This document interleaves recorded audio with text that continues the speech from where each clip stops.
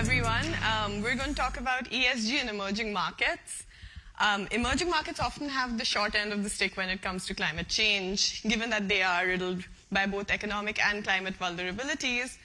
But as we've seen in recent years, it's not all bad news. China is approaching its peak carbon target, potentially ahead of its 2030 target.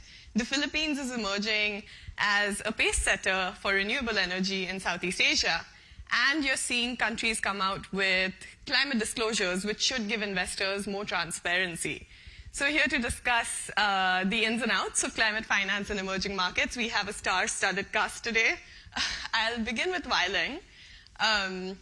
Can you talk us through CDPQ's strategy in the emerging markets and how much money you have deployed there? What are kind of the key hurdles today that you face when putting money into emerging markets? Okay.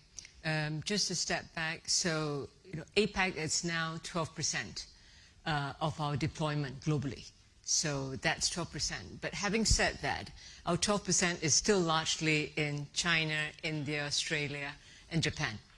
All right? So the rest of Asia, so if you're referring to Southeast Asia, is still small for us.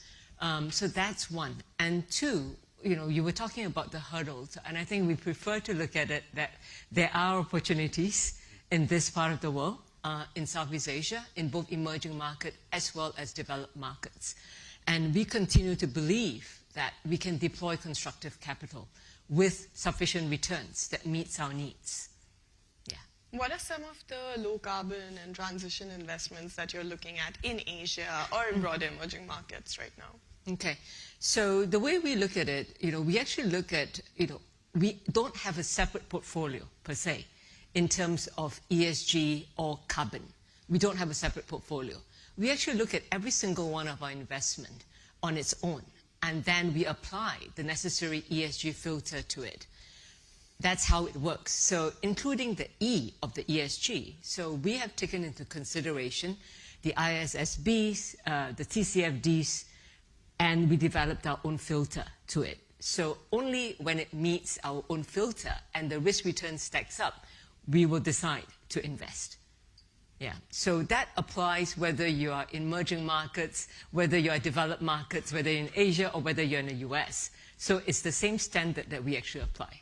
And would you invest in renewable energy projects here, data centers, I don't know, energy efficient data centers, as we call them? We do. So we happen to be one of the world's largest investor in renewables as well as infrastructure. So just to give a very good example, so we talk about emerging markets. So we do have two renewables platform in India itself. So some of you may be familiar with it. So what we do is that, in fact, one of them I think is quite an interesting transition story. Both are doing solar. But beyond solar, one of them, Aprava Energy, have actually moved beyond solar and exploring other alternatives, such as, for example, we just won mandates for smart metering in India, because that is India's step towards a more efficient electricity output, measurement, etc., because all of these are necessary infrastructure as well. So that's one example. We've also invested in an offshore wind farm that's greenfield, and that's a partnership with Ørsted. So we invested in the offshore wind farm in Taiwan, actually, and glad to say that it has reached output, and we're happy with the quality. Yeah. Great. Speaking of renewable energy, Citycore, of course, Oliver is one of the biggest renewable project developers in the Philippines. You recently had an $86 million IPO. Can you talk to us about interest from foreign investors in the IPO, in Citycore in general? Yeah, so last month we did the initial public offering of the Citicore Renewable Energy. We were able to attract Mobilis. Mobilis is a British infrastructure fund. This was their first equity investment in the Philippines. So the fund looks at green transition projects. And actually before that, 2 years ago, we listed our first renewable energy REIT company in the Philippine Stock Exchange as well. We did attract some foreign investors, ESG fund, to to invest in that space as well. So we've seen, especially our government, lifted the foreign restriction last year or 2 years ago. So foreign can already own 100% of renewable energy projects. We've seen foreign investors started to take interest in the Philippines. I think if you look at the ASEAN region, Philippines is a bright spot for even your Bloomberg climate scope has rated Philippines as probably top 5 investable or clean energy investment in the region. I mean, the United Nations Conference on Trade and Development has estimated that there's about a $4 trillion annual funding gap for emerging markets to be able to meet the UN SDGs, which is why I'm also asking about foreign investor interest, because a lot of that should be stopgapped, hopefully, by the developed markets. You recently had a deal with Pentagreen Capital as well. I'm wondering, as an emerging market company, when you're approaching investors, how are you what are the sweeteners, or how are you getting them to invest in emerging market projects? What are the deal structures looking like that would be different to other companies? Yeah, good that you mentioned Pentagreen. That structure is very innovative in the sense that typically local banks can fund between 50 to 70%. That would be the leverage ratio for a renewable energy project. We were able to structure with Pentagreen such that they are able to bump up the leverage ratio to 80 or 85% via a mezzanine loan facility at the middle holding company level. I think they take comfort in the sense that we have track record.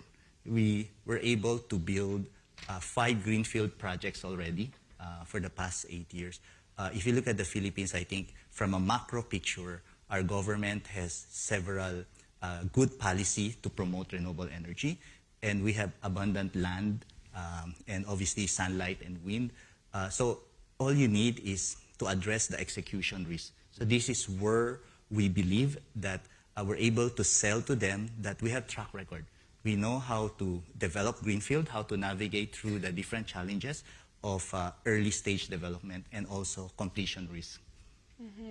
Yeah, the Philippines has been very ambitious. I think your president said that there's nearly 500,000 megawatts of power potential from sources like solar, wind, hydro and geothermal in the country. But only 3% of this pipeline is currently under development. I don't know, either Oliver or Jaime, would you like to weigh in on what are the challenges of implementation in the Philippines at this stage? What are the key hurdles? Go for it. Yeah. Well, the reality on the ground, Philippines being an emerging market, obviously, you will have to deal first from land acquisition challenges. We basically set up solar plant facilities in the rural areas where there are areas where land registration system is quite challenging. You need local knowledge to navigate, and also securing national and local government permits. To my last count, you require 200 signatures in order to build one solar project. Wow. Yeah. So I think, but I think our government is doing something about it. In fact, the Department of Energy has launched one-stop electronic, the EVO system. Basically, this is to shorten to shorten all the project permits required to build a plant. And lastly, I think because we need to, as you mentioned, we are aiming to increase the renewable energy mix from 20% to 50%. That would require heavy financing. Okay. While local banks have liquidity, we have yet to see foreign banks and even blended financing to really come into the Philippines and partner with local developers to really accelerate the rolling out of these solar and wind projects. I think what I would just sort of add to that is just, I mean, the scale of this is huge. I think one of the other stumbling blocks has been access to sort of transmission sort of line, a problem that we hear a lot with renewables. But it is happening. As Oliver correctly mentioned, this administration has done an incredible job of just trying to streamline this process in order to ensure that we really are building a lot more solar and wind. And the Department of Energy has very, very aggressive targets, as you kind of mentioned. But they've been very, very supportive in ensuring that there is policy there to support it as well. So it's taking time, but I think the progress has been really fantastic. Okay. Ujjwal, let's talk about Bhutan now. You run the Sovereign Wealth Fund, essentially, of the country. What are you doing here in Singapore? Who are you meeting, and what's kind of the pitch for Bhutan right now? Right. Thank you. Druk Holding Investments is the sovereign wealth fund of Bhutan. It's the investment arm of the royal government of Bhutan. And Bhutan is one of the few carbon negative countries in the world. And we have, by constitution, require 60% of our country to remain forested. Today we are about 70% forest cover. So leveraging natural resource for growing our economy is one of our major agenda as we go. So DHI, very similar to Temasek structured. We have 26 different portfolio companies. We operate in the space of energy. We are 100% hydro today.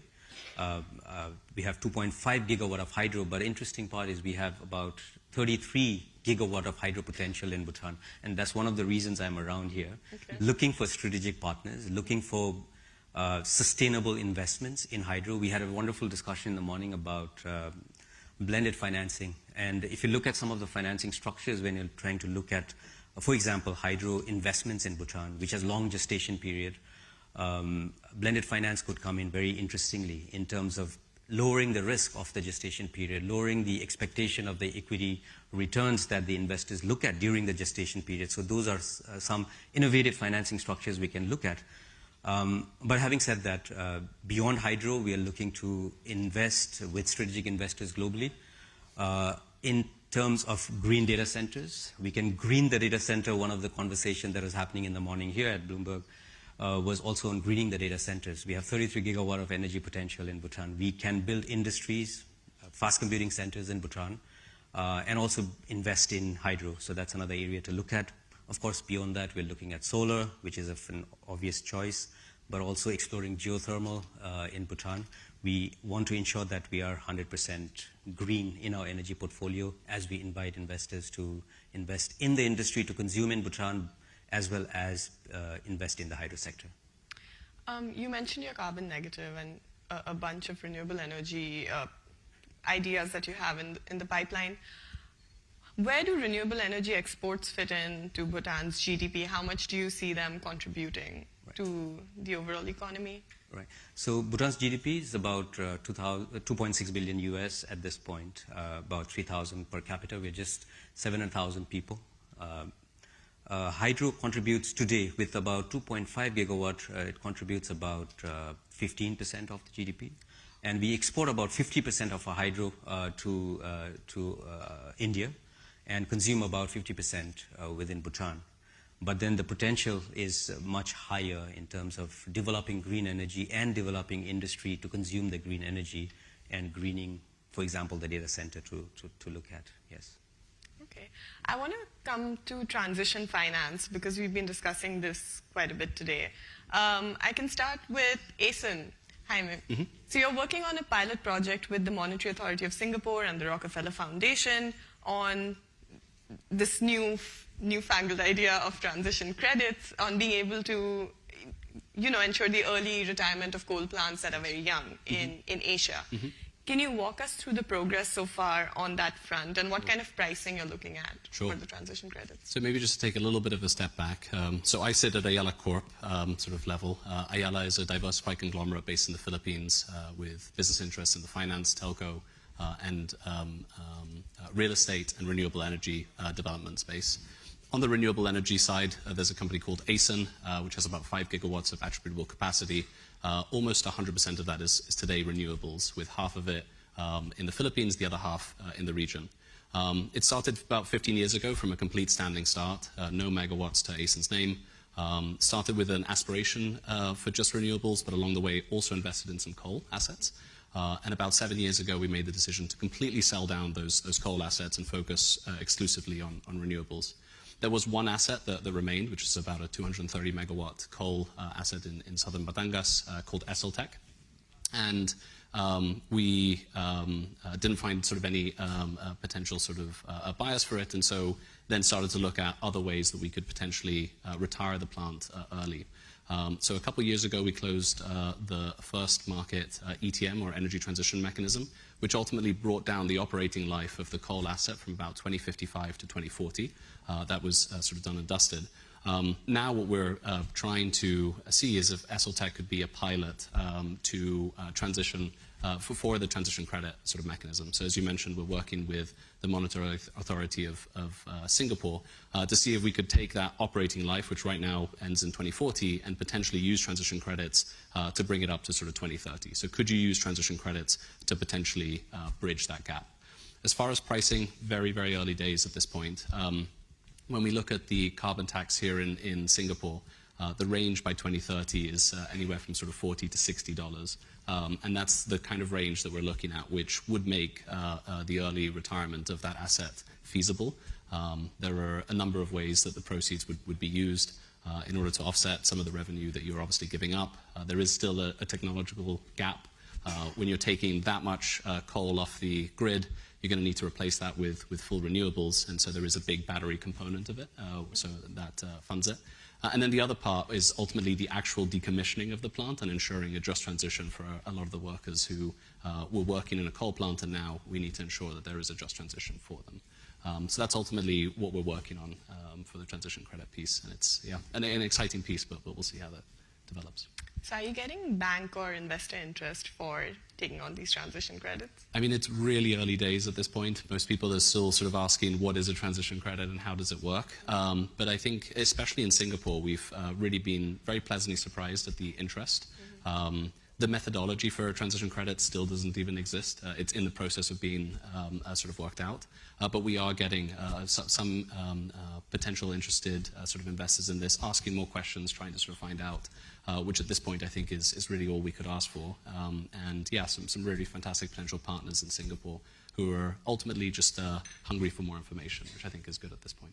Yeah. Ujjwal Wai Leng, can you talk to us about where you see transition finance in your portfolios? Do you see it as a growing slice, and where would you look at deploying money? Especially, Go ahead. After you. Okay. So CDPQ itself, so we are a Canadian pension fund manager. And we have got an AUM of about, Canadian dollars 420 billion. Right, 430 billion actually. But we have set aside about 10 billion US as a separate wallet for transition finance. We have deployed about 5 billion to date in various locations. So that is the one thing. The second thing, which we have just announced about 2 days ago, it's a proof of concept.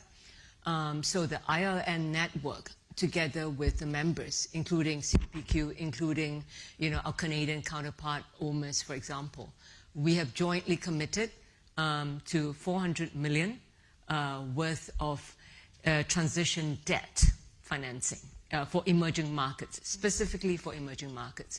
But I must say that this is still subject to internal approvals.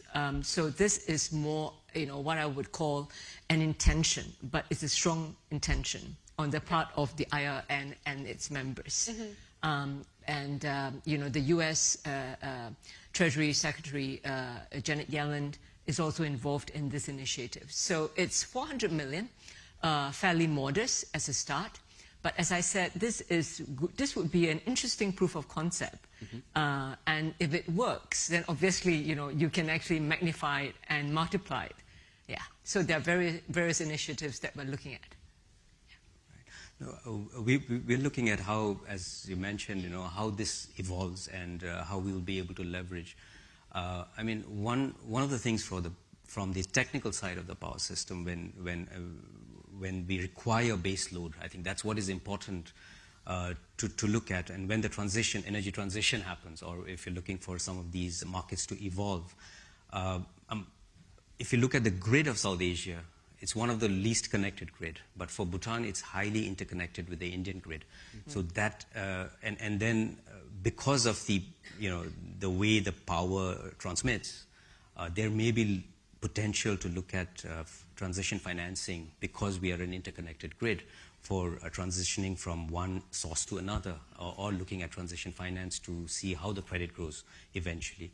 But those will be some of the things that we are looking at closely to be more innovative in terms of project financing eventually. Okay. I think we can go to audience questions now. Abby, what do you have for us?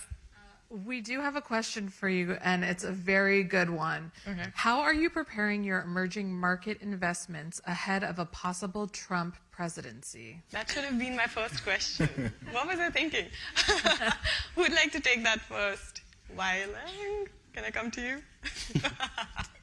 Well, we are naturally aligned with the U.S., being Canadian. So I would say that, we are politically neutral. Yeah, so, whether it is Trump or not, again, I think the Canadians felt as strongly behind the Indo-Pacific strategy. And I think Trump or no Trump, the fact is that the Indo-Pacific strategy, I think, remains. So really, if you look at Indo-Pacific, where are the focus? That's quite clear. So, in terms of the emerging markets in Asia, it's definitely one of the recipients of the Indo-Pacific strategy. So I wouldn't say, that's going to be derailed. If I may add, for a Philippine context, the energy transition actually arises due to necessity. Because we are a country, we are a net importer of coal and gas, where 62% of the demand are still sourced from coal. So it's really not about whether Trump or not. We see that this energy transition will continue to go on. This will probably take decades for even combined effort of all the local players in the Philippines. It's a huge task, actually. Mm-hmm. If I may add something, I think the area of transition finance in this part of the world, what is very interesting is that you see a fair number of local government, for example, the Monetary Authority of Singapore, who is trying to create, or Pentagreen for that matter, who are trying to plant seeds, as proof of concept. Again, these are all very small, but they're proof of concept, and to see whether it can be replicated throughout the rest of Asia Pacific. Yeah. So again, and I said, this is very in line with the CDPQ belief that private sector, private investor like ourselves, institutional investors, we play a very big role.